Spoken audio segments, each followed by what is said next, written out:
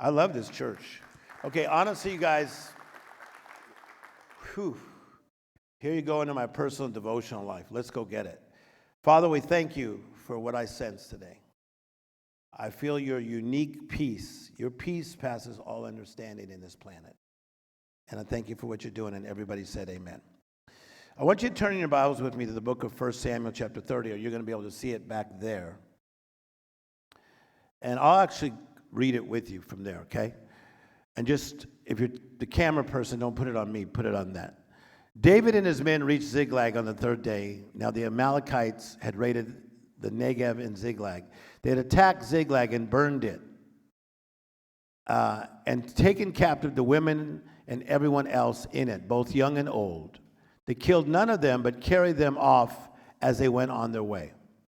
When David and his men reached Ziklag, they found it destroyed by fire, and their wives and their sons and daughters had been taken captive. This is very powerful. Say, taken captive. Okay, I want you to look at my eyes here.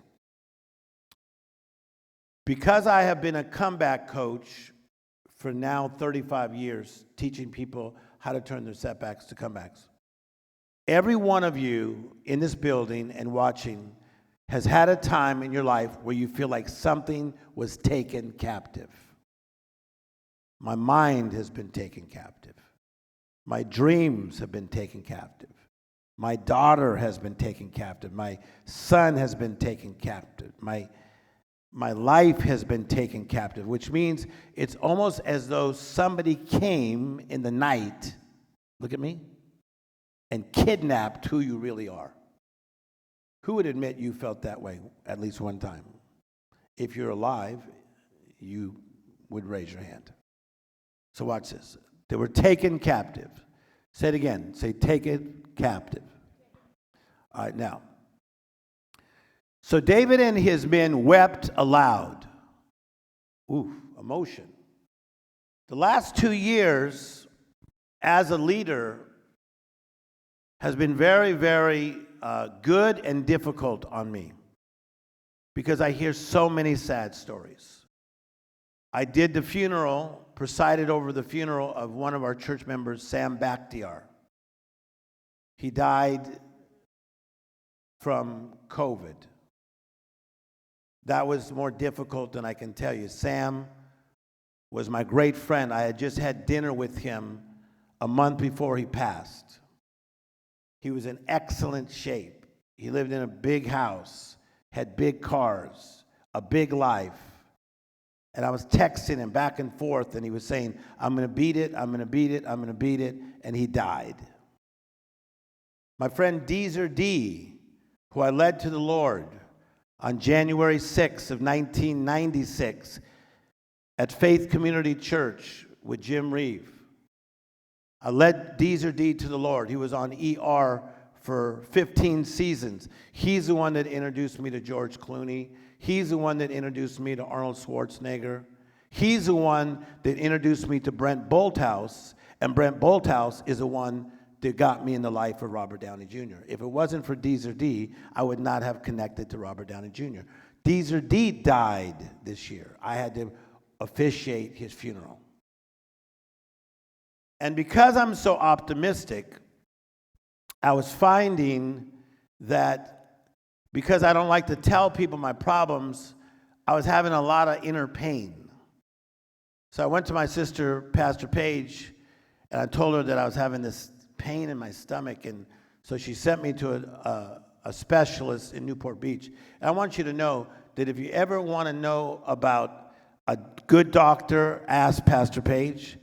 Good dentist, ask Pastor Paige. How to go number 2 with more ease, ask Pastor Paige. I've never known a woman that talks about number 2 more than her.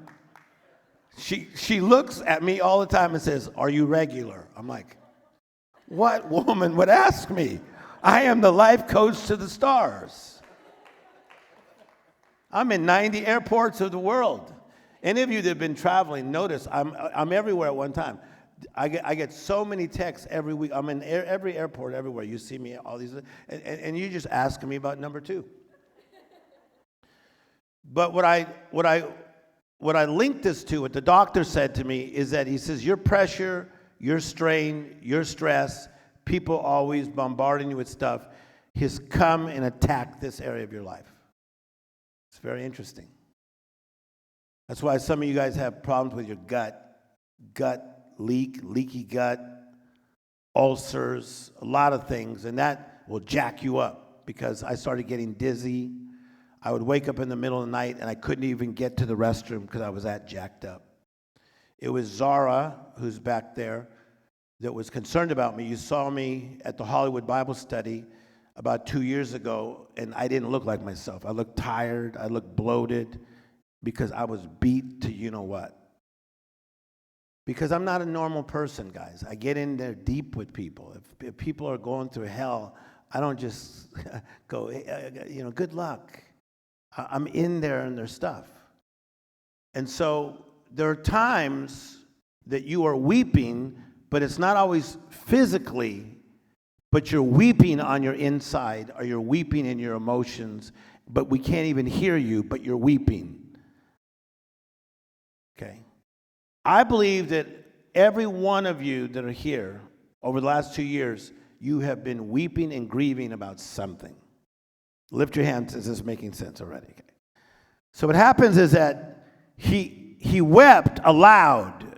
So he wept aloud, which these commentaries that I've been studying when I was on vacation, it says this is unusual for David, because David is crying out in the Psalms and he does all these things. But this was a different kind of weeping. It was as though I have come to the end.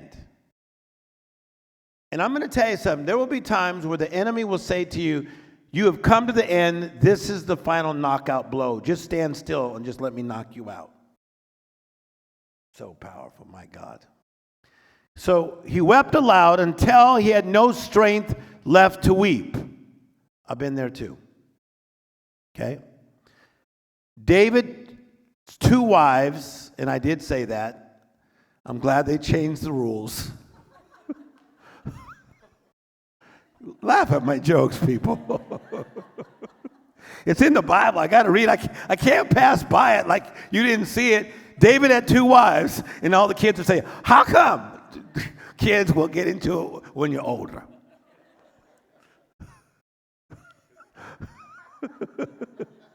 I'm serious. I'm glad they changed the rules. David's 2 wives had been captured. I really would like to know what he was thinking, though, about that.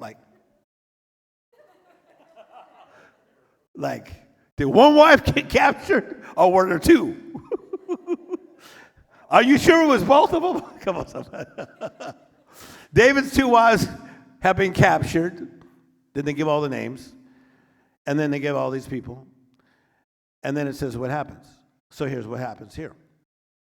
So we got this guy by the name of David. But you gotta hear some of his background. This is the same David that Samuel the prophet comes to his father and says, I'm looking for the next king of Israel. And he looks at all the brothers and he says, no, it's not him, it's not him. No, it's not him, it's not him. Do you have any, do you have another son? They said, yeah, we have a young kid named David, but he's out there working and he's kind of ruddy. He's just kind of awkward. And then the prophet says, I would like to see him. Bring him. And then Samuel says, people look at the outward appearance, but God looks at the heart. I need you to say that. Say, people look at the outward appearance, but God looks at the heart. So good. In all these big conferences I could do a big conference, 12,000 people, and all these young guys that look great come up to me like, Tim Storey, I just want to shadow you, man. I got what you got, and you're the one that's going to take me there. I'm thinking, wrong motives. Just because you're cute. What? This is powerful. So David was prophesied to be a king. He started off good. I'm talking about your life today. Then he starts going on in life. He's super young, and his dad tells him, go out, check out how the sons are doing. We're fighting the Philistines. David comes out. He sees this big giant named Goliath. And he doesn't know what's going on because Goliath is taunting his brothers and his people and saying, I'm going to defy you. I'm going to defeat you. And David said, who is this uncircumcised Philistines that he would come against the people of God? David had already had something strong in him because David was already a worshiper. When you're a worshiper, everything that God is starts to get in you. When you're a worshiper of God, strength comes in you. Faith comes in you. Healing comes in you. Clarity of vision comes to you. Overcoming power comes in you. Clap your hands and shout. And so you can't help yourself. So people will see a pandemic of, oh my God, the sky is falling forever. They thought that in the 40s when we were dealing with Adolf Hitler. Somebody pay attention. I'm semi-smart. This is not the first time the world and the planet has been shaken by stupidity. But we love to do our little videos on how the sky is falling. Why don't you take into account these 3-year-olds that still want to live, the 5-year-olds that still have joy in their eyes, the 9-year-olds that still want to rise up, the teenagers that believe there's a future. Somebody clap your hands and shout. If you're ready to go to heaven so badly, that's up to you. So David defeats Goliath. He sees that uncircumcised Philistine, he calls him, Manny. And he says, who is he? But he's a little deal maker. He says, what will be done for the man who kills him? And they said, it's going to be awesome. You're going to get all kinds of benefits. He takes 5 stones, right, and a slingshot, and he hits him right here. There used to be a rap song, oops, upside the head, said oops, upside the head. Lavonda? Lavonda, you know I'm looking at you because I know you know that song. Marcus, I'm looking at you. Some of you others, I didn't even look at because I know you don't know that song. Oops, upside the head. Said, oops, upside the head. Said, oops, upside the head. Said, oops, upside the head. I think David was getting the stone. Oops, upside the head. Said, oops, upside the head.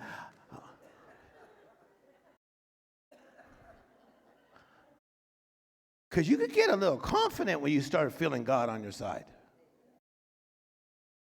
Some of you are going to get your swag back. Somebody clap your hands like this is powerful. Come on, keep clapping. So he defeats Goliath, and then he becomes a celebrity. Woo, he becomes a celebrity. And they are cheering him in all these scriptures in Saul that I was studying all week. They're cheering him, and they're saying, Saul has killed his thousands, but David has killed his 10,000s. It's almost as though they're lifting him up. Hip, hip, hooray. Come on, somebody. Hip, hip, hooray. You know how they throw people up? Hip, hip, hooray. Hopefully you have had in life at least one hip, hip, hooray moment. I said I saw this lady at Chase Bank, and she had really long hair. Really long. And she came to the bank. She was kind of pretty, and she just walked in like this with long hair. And I saw the tellers who know me, and they were going, oh, my God, your hair. She goes, oh, I know. That was her hip, hip, hooray moment. So I don't know, what was yours? When you were 10, 11, 12, did you win something? Did you do something? All of us have had at least one hip, hip, hooray moment. So David is in the midst of a hip, hip, hooray moment, and he thinks, this is my life. This is my life. I'm on fire. I killed Goliath. They're throwing me up. Hip, hip, hooray. You've killed the 10,000. Nope. He about to go through some stuff. Whew, my gosh. Because whenever you start to go right, the enemy is going to send enemies to try to take you off track. Oh, that was such a good play of words, Tim Storey. I said the enemy is going to send enemies. Say the enemy is going to send enemies. Do you know what's happened to you in the midst of COVID? The enemy has sent enemies. We thought COVID was bad enough. I mean, I was so excited. CNN was doing that special. They were singing. They had all my friends singing. LL Cool J. They had Earth, Wind, and Fire. I've known those people for 30 years. They had all my friends were singing. Clive Davis, who I know, he had put the whole thing on. And then they were still going to have Elvis Costello, who I like. He's married to Diana Krall, who's amazing. And he was going to sing. Bruce Springsteen, who I met, the boss, he was going to sing. And there was Barry Manilow singing Coco Cabana. He holds his microphone way out here. Watch him. Watch him. Everybody's like, here. He's like, at the Coco Cabana. And so I told my son, look him up. Find out how old he is. He's moving well. He goes, he's 78. I go, whoa, my God. He was feeling it. He was at Central Park. And then the thunder started coming, and he was in the middle of a song, and they cut him off. He was like, and they cut the concert. And they couldn't bring in the other people. They had to cut it. And so Barry was having this moment, yo. And they done cut off the concert. That's how some of you feel in life. You're like, I was having my moment. My hair was long. I was wearing Jordache jeans. Come on, somebody. Yeah, Latigua shirt. I was feeling it. For you guys, you're getting pecs for the first time. If you're wondering what it says underneath here, it says Dodgers. I like the Dodgers because people see things. I'm like, what's he got underneath that? Okay. But you were having this moment. So David was having his moment, but then all hell comes against him, and all of a sudden, watch, Saul decides, I'm going to kill him because jealousy wants to get back.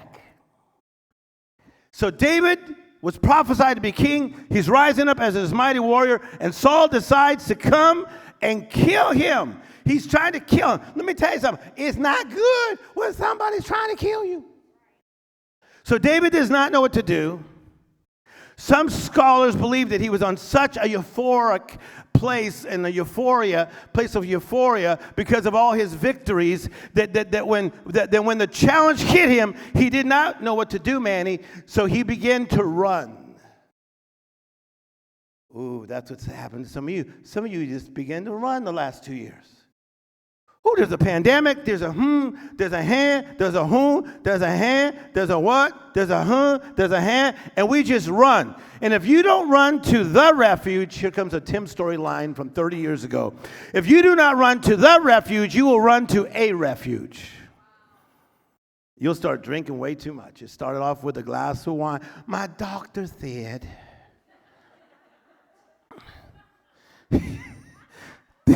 that I should have a martini a night. I'd like to meet that doctor. See, because he used to start with like a glass of red wine. I just have it because I'm 1% Italian. And I'm not saying a glass of red wine for you is bad. I'm not a doctor. I'm just saying. But when people do not keep running to the refuge, they will run to a refuge, whether it's some type of thing to mask our pain. You better lift your hands like you've been there once. I have. Come on, lift your hands if you've been there once. We're in church. So David starts running. He starts running. But he runs and he goes into a cave. And some of you do not know this story. So I studied the story out for about an hour and a half. He goes into this cave and he finds a bunch of derelicts. Who has ever dated a derelict? Do not lift your hands. You have. If you're cute enough, you dated at least one derelict. A derelict is not just a man. It could be a woman. It's just somebody that's off. But you're like, but he's cute. Yeah, but he's a derelict. You bring him to your mama. Your mama's like, he a derelict. So David is running. He's running, and he runs into the wrong spot. See, this is the thing about fleeing from your problems. I'm going to teach you today, you don't have to flee. You can go right in the midst of your problem and say, God is bigger than this problem. Somehow, some way, I'm getting through with the help of God. Somebody clap your hands and shout, we don't run for nothing. Somebody say, good message. So he runs into this cave. Some of you don't know this story, but watch what happens. He finds people in distress. Ooh, I'm in distress. Who's ever run into a cave of people in distress? Ooh, I'm in distress. So this is what these commentaries said. People were in distress. They were discontent. Ooh, I'm in distress. Come on, people. Sounds like some of your families. Come on, people. I'm in distress. I'm discontent. And they were in debt. Not only were they distressed. Now, they don't say all this on Match.com. Come on, people. They just say, I like walks on the beach, nice conversations. Tell me the truth. TRUFF, truth.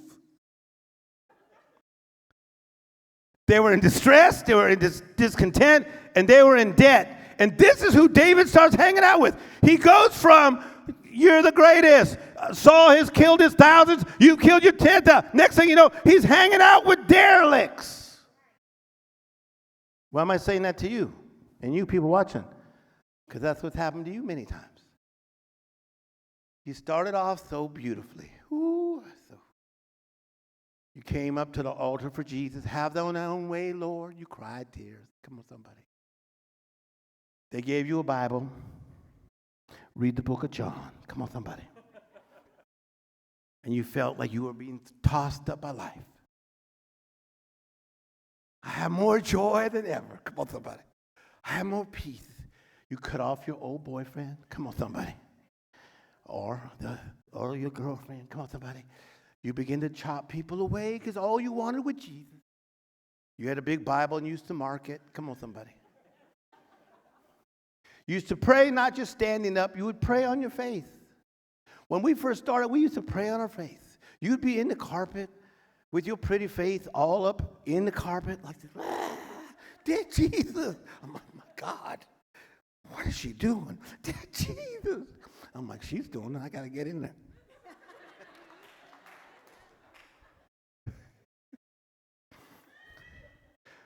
But now, he's in the cave. Say real loud, say, been there. But he's with a bunch of distress, discontent, in debt, derelicts. Pay attention. He's with people that are runners from the problems. I go to pockets of places. I've been to pockets of people in Hawaii, groups in Hawaii. You know Hawaiians, you know I love you. I've been to Hawaii probably over 150 times. There's these little pockets where you find these kind of people. They like ran from the mainland. And I just chill. I just chill. They got those people in Alaska too. I'm not kidding. I have found those people all over the world. They have just said enough is enough. Come on. And they all find each other. Does this make sense to anybody? Have you ever seen just like a group of people like this? You better lift your hands or you're in line in the church. So David, the mighty man, David, the one that's supposed to lead Israel, David, this powerful person, David, this guy that's got this call, David that's got a prophecy over him. See, what I cannot do as a leader of a flock, because I'm the one that said to Pastor Stefan, let's start this church. I'm the one that came to Pastor Page and said, let's start this church. I'm the one that picked the leaders and said, let's start this church. It is you guys that decided to start coming in and helping, and we have over 100 volunteers. Somebody clap your hands for all the volunteers that keep this thing running. I cannot sit back as a leader and act like I'm not a leader. Listen to me. There are times in our lives where you have to remember the prophecy. T.D. Jakes says it this way: sometimes all you have is a word from God, but a word from God is enough. Somebody clap your hands and shout. But he's hanging around a bunch of derelicts. But something's about to change. 3 P's that are going to change David's life. Number 1, he prays. He inquires of the Lord, the Bible says.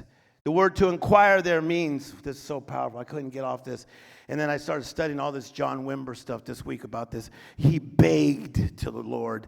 Manny, there have been times I begged to the Lord. I begged.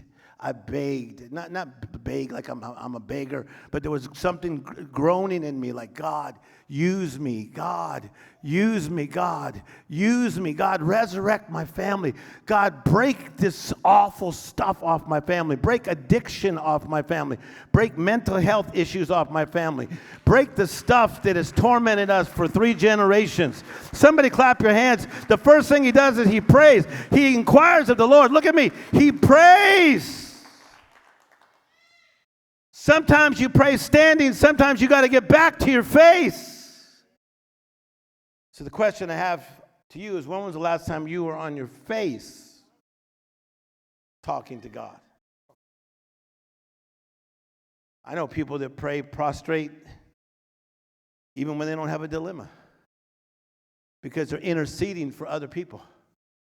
I meet people in the airports every week when I would travel every week, and I tell you, they come up to me and they go, Tim Storey, and they're not the usual suspects who always want something from me. They'll just say, I want you to know I'm praying for you. I could see it in their eyes. Whew. When was the last time you prayed with your face in the carpet?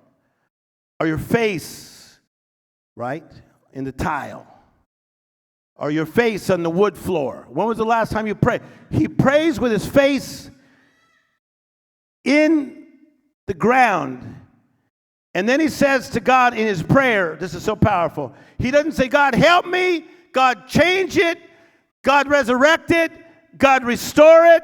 Now, God's about to do all that. But let me break down what God's about to do. God's about to bring restoration. The word restoration means recovery. It means repair. It means to remodel. It means to rebuild. It means to renovate. I'm prophesying over you, by the end of the year, God is bringing complete restoration to every part of your life. Recovery, repair, remodel, rebuild, and renovation. Somebody clap your hands and shout. Come on, come on, come on. Can you take 7 more minutes of this? Put 7 minutes on the clock. Say, rebuild me, God. Say, restore me. Say, repair me. Say, renovate me. But number one, he prays. Number one, he prays. Number one, he prays. And number 2, this is so powerful. He has to purge people from his life. He can no longer hang out with the derelicts. So good. You better wave your hands if you're learning. I like everybody. But that doesn't mean everybody's supposed to be hanging around with me all the time. If he stayed in the cave with the derelicts, he's going to start acting like a derelict. Birds of a feather. Say it louder. Birds of a feather do what? They flock together. So he has to purge. He has to purge people. He has to get rid of them. He has to say, I like you guys, but number one, you're Philistines, and you're from a different camp, and you're from a different place, and you're from a different spot. And these are the three things that were different according to all the study I've done about these derelicts. Number one, they had different values. I wonder who's been in your inner circle that's been giving you their different values that do not make sense to what God said about your life initially. See, when you're Monique St. Pierre, there's a lot of people that have tried to tell you how your life should go. Okay? When you're Paul Lambert, hi Paul, and producing these amazing plays you do, there's a lot of people that tell you which way you should go. But many of these people have different values. The question to you, are you hearing from people who have the values that come from your daddy? Some people that are derelicts have different values. Number two, they have different direction. Whew. No wonder you started going the wrong direction. You started hanging out with people that were going the wrong direction because they're derelicts. Where are you going? I don't know. I'm just following you.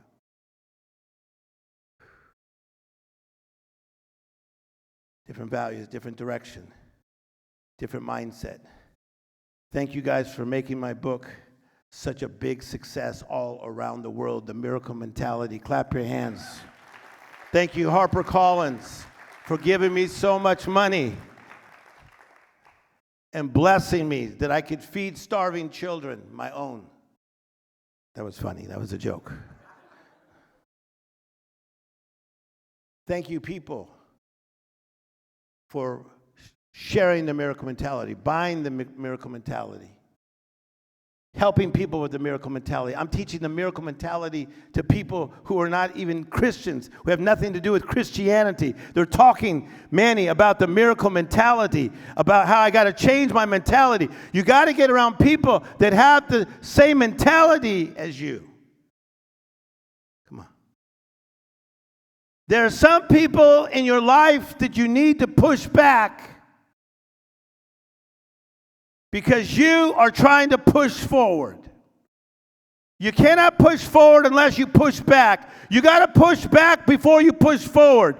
You got to push back before you push forward. Ooh, God, help me. This is so good. Say, this is good. There are three levels of partnership. There's a casual acquaintance. An acquaintance is a person that knows you slightly. Say slightly. See, there's a lot of people who think they know you. They don't know you. You ever heard somebody say that? You don't know me. Oh, did you say something? Did you say something? Did you say something about me? You don't know. You don't know me. A lot of people have acquaintances trying to give them direction. Please give me a break. Acquaintance is somebody who knows you slightly. There are three levels of partners. A casual acquaintance. Number two, the intimate person, which is a deeper level of commitment. Almost there. Watch. That's your family member. You cannot choose your family. Wave your hand.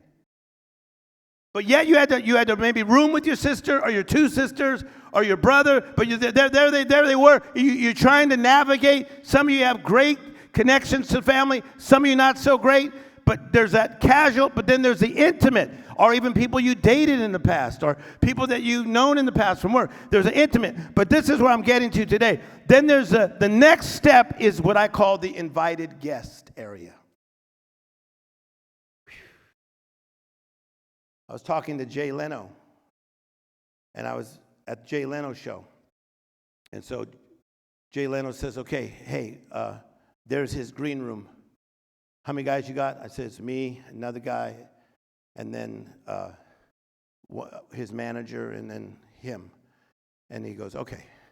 And he goes, so how do you fit in this group? I said, I'm the good friend. And he says, good friends are good to have. And we went to the green room, and when we went to the green room, it said Robert Downey Jr., because I went with Robert to be on the Jay Leno show. And so we were walking, and Jay says to me, he says, because I had met Jay Leno before, he says, how do you fit in this group? I said, well, I'm a really good friend. And he said, good friends are good to have. That's good that you're a good friend. And then we went to the green room, and it said Robert Downey Jr. And then it had all these things that Robert's people had said that he likes right there in the green room. But see, that was his choice. on who you're going to put in the green room. See, I think some of you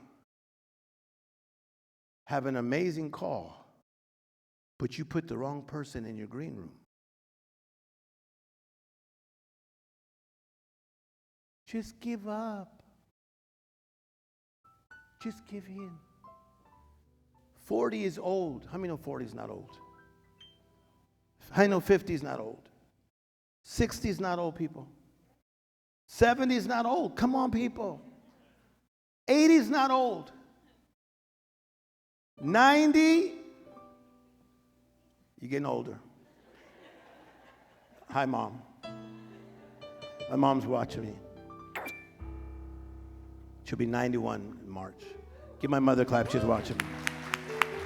Come on, clap, clap, clap, clap, clap, clap. Is this powerful? Who's in your green room? The green room people, thank you for being in my green room. You've got your little brother out of so much trouble. I would say, a friend of mine said, you look like you live such a positive life. I said, I would say as low as 5% of my life has been trouble that I created. That low. But if I've ever been in trouble that I did not create or that I did create, you helped get me out. Now just hear me out. That's what you see me so close to my sister Paige and my sister Berna. Berna, if you're watching. My sister Berna, she's the one that taught me the Bible, taught me to get close to God. To my own mother, I'm a mama's boy still. Here I am at 30 years of age, and I'm still so close to her. The Botox didn't work. I just got a new fresh batch 12 days ago.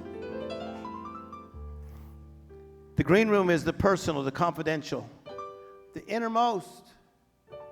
David needed somebody who knew his innermost. Do you know anybody who knows your innermost? Is there anybody who knows your innermost? It's lonely to be a real dreamer, because who knows your innermost? Oh, people love to give Tim Storey all kinds of advice. But do you really know my innermost? Were you with me as a little kid at 10 when I was feeling so good in Little League? And then instantly my father dies. Did you feel my pain when my brother passed away? And I went and hung out in Stockholm, Sweden for a month and basically was saying F you to the world in my mind, but not in my actions, but in my mind.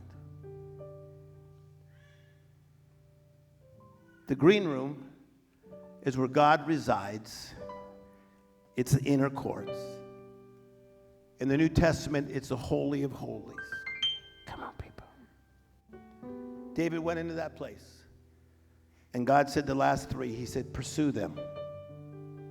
You shall overly take them. And you will recover everything. You will recover everything.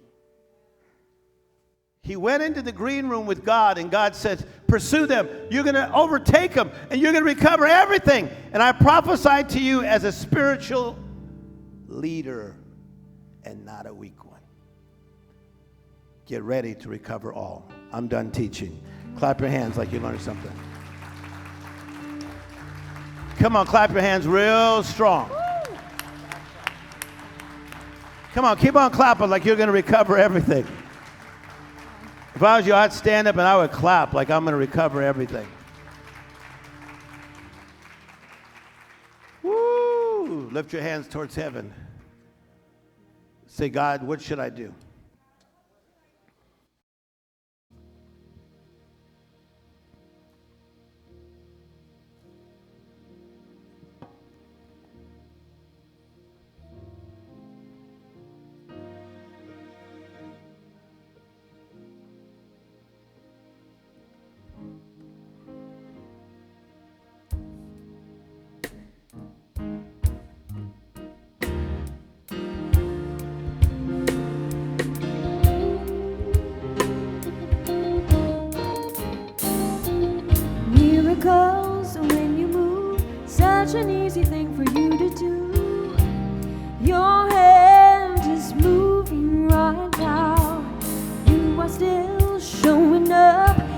tomb of every Lazarus, your voice is calling me out right now. I know you're able, my God, come through again. You can do all things. You can do all things but fail. 'Cause you never lost a battle. No, you never lost a battle. And I know you never will. You can do all things. You can do all things but fail. 'Cause you never lost a battle. No, you never lost a battle. And I know you never will.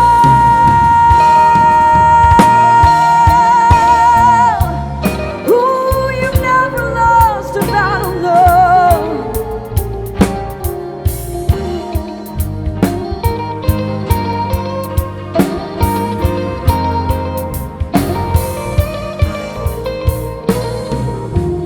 Things possible by the power of the Holy Ghost. A new wind is blowing right now, breaking my heart of stone, taking over like a Jericho. My walls are crashing down right now. I know you're able, my God, come through again. You can do all things, God. You can do all things but fail. 'Cause you never lost a battle. No, Hey. you never lost a battle. And I know you never will. You can do. Ooh, yeah, you never lost a battle. No, you never lost a battle. No, you never lost a battle. And I know you never Last time, real soft. will. Watch. And I know. Lift your hands. Say, seriously, God, I need a miracle. Then just close your eyes and just tell him what you need.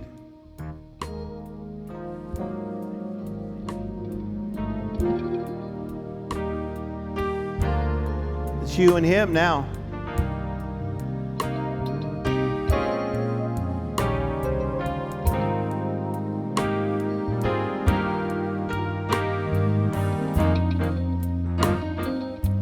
Say, thank you, Jesus, for forgiving me. Come into my life in a new and special way. Even you that are watching, say that. Say, come into my life in a new and special way. Say, I receive your forgiveness. Say, your grace is sufficient. Now lift both hands. Look at that presence just for 30 more seconds.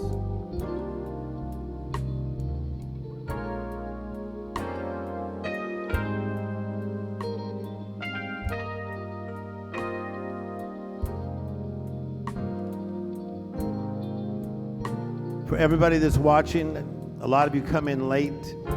We want to give you an opportunity to give. All the information is there. And thank you for helping to support the Congregation Church, the Congregation.Family. Why do we call it that? Because we're a community of people that are learning, that are living, and we're givers. And as you sow into this congregation that's only over 5 years old, you're helping us to change people. Isn't it nice to get in something at the beginning and help us grow? So thank you. We need your help and we appreciate it. Last prayer, put your right hand on your heart. Say, guard my heart. Say, thank you for the right people in my life. I just breathe that in.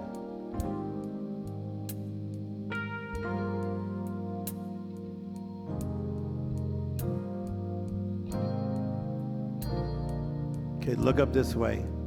Somebody give the Lord a clap in this place. Come on, give him a big, big clap. Come on, just for a minute.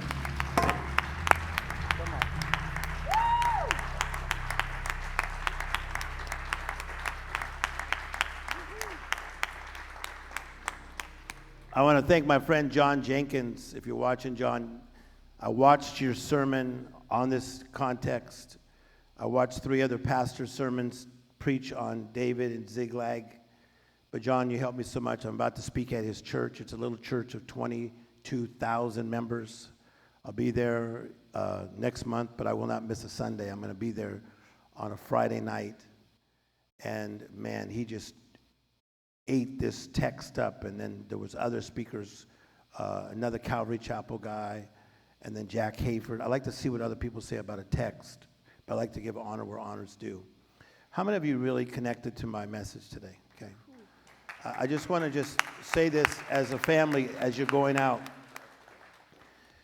I want you to really do a gut check and just think about yourself. How much are you praying? How much are you pursuing the right plan for your life? It's easy to just give up, but are you pursuing the right plan? And then number 3, so you're praying. How much are you pursuing the right plan? And then how much are you open to the right partners coming in your life? Don't be surprised if God shifts some people in you because he's taking you to new dimensions of your life. I want you to come back next Sunday, and I want you to invite people. All you that are watching, invite people because we're on a roll here. We're on a roll. Let's help some people. God bless you. Life is good. We'll see you next week. Hello, it's Tim Storey. I hope you enjoyed the service. If so, subscribe.